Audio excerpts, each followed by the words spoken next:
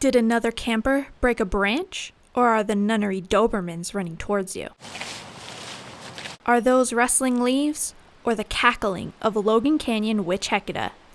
It may seem obvious in daylight, but not in the dark. Cache Valley in general is just sort of swimming in ghost stories. The valley is known for the nunnery. It's still there, and it's pretty creepy. Historians at Special Collections say the myth centers around a Catholic retreat for pregnant nuns, where their babies would eventually be drowned in the swimming pool. There's also the Weeping Woman. It did feel a little damp underneath her eyes. Where folklore say you might feel the tears of this woman in the Logan Cemetery on a full moon. These stories aren't new. There's been ghost stories for many, many years. I think back to the earliest recorded history, where the idea of interacting with people who had died and that they go on to a different kind of experience. But stories change. We're not stuck just telling stories from hundreds of years ago. We get to keep them updated with stories of, well, I heard someone who went to this spot and this happened to them. Special Collections preserves ghost stories on paper.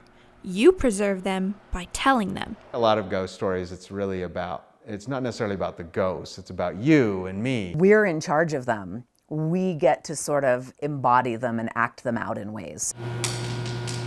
New stories start in places like this all the time.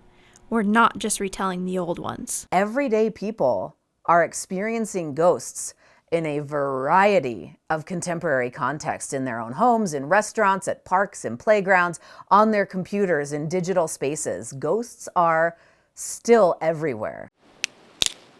But folklore say our ghost stories aren't just being shared in the dark with a single flashlight below us.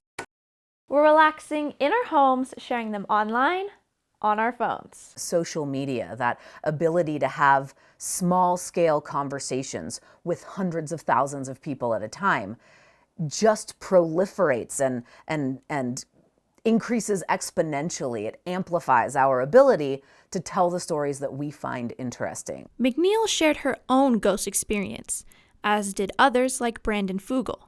Social media forms its own sort of archive.